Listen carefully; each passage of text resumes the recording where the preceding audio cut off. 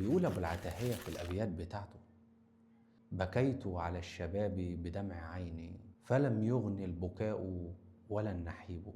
فيا أسفا أسفت على شبابي نعاه الشيب والرأس الخضيب. عاريت من الشباب وكان غضا كما يعرى من الورق القضيب. فيا ليت الشباب يعود يوما فأخبره بما صنع المشيب.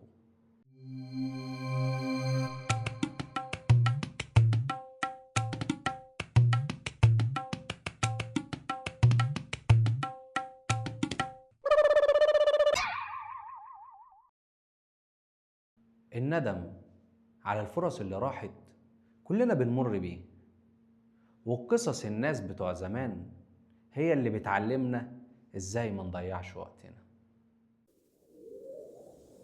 وفي قول جميل جدا ومأثور عن سيدنا عمر بن الخطاب رضي الله عنه، قال: إني لا أكره أن أرى الرجل سبهللا. والمقصود بيها إنه ليس في شيء من أمر دينه ولا في أمر دنياه، أي إن الواحد يكون عايش في الدنيا بلا هدف، لا منه بيعمل في دنيته ولا منه بيعمل لآخرته. وكان عبد الله بن عمر بن الخطاب رضي الله عنهما كان معروف جدا بشدة اتباعه لسنة الرسول صلى الله عليه وسلم.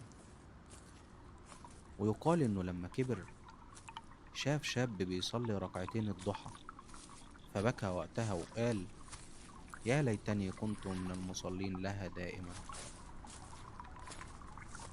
فلك أن تتخيل الناس دي ازاي كانت حريصة على كل وقت بيعدي منها انهم يستثمروه في الدين، بخلافنا احنا دلوقتي. الوقت اللي عمالين نضيعه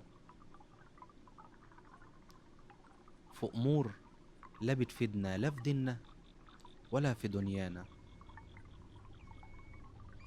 واحب اختم الفقرة ديت بحديث للرسول صلى الله عليه وسلم لما قال: اغتنم 5 قبل 5، شبابك قبل هرمك، وصحتك قبل سقمك، وفراغك قبل شغلك، وغناك قبل فقرك، وحياتك قبل موتك.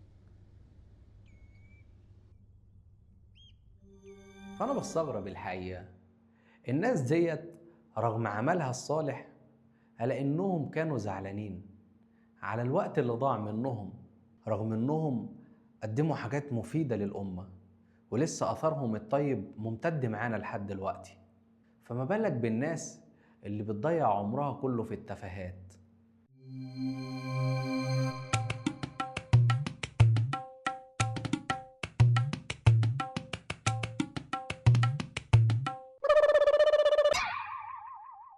تخيل كده هوت معايا لو صحيت بدري نص ساعة عن شغلك وفضلت ماسك التليفون وفضلت تتفرج على فيديوهات اللي تقريبا 90% ملهاش أي لازمة، تتفاجئ بعديها بشوية بدل ما كنت هتروح شغلك في ميعاده أو بدري تلقى إن أنت رايح شغلك متأخر ويتخصم منك وترجع تندم وتقول: ياه، لو كنت بس أول ما أصحى أحضر نفسي وأمشي ما كنتش جيت الشغل متأخر. فيا ريت تبص للصورة ديت على إنها نموذج لحياتك.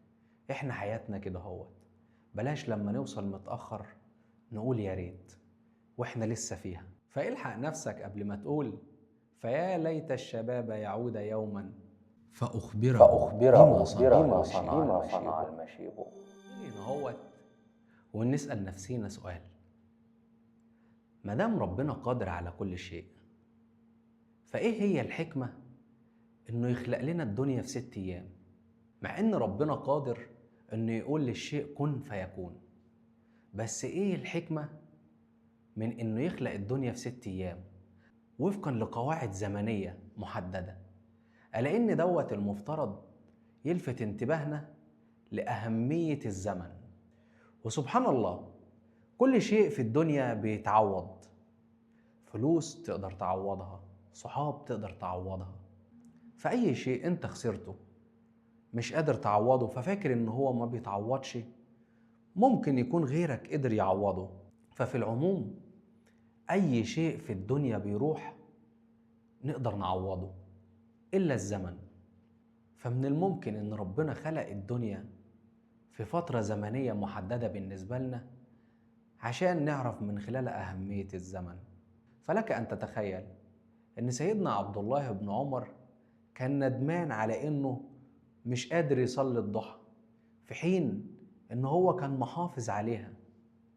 فما بالك بالناس اللي بتضيع حياتها في التفاهات وفي حاجات ملهاش أي لازمة، والغريبة إن هم مش ندمانين ولا حاسين، فهم في غيبوبة لحد لما تلقى الجسم شاب منهم وكبروا في السن، ووقتها يبدأوا بالندم. وفي نهاية الحلقة أحب أشكر محمد مختار صديقي وعزيز على قلبي اللي ساعدني في كتابة الحلقة ديت.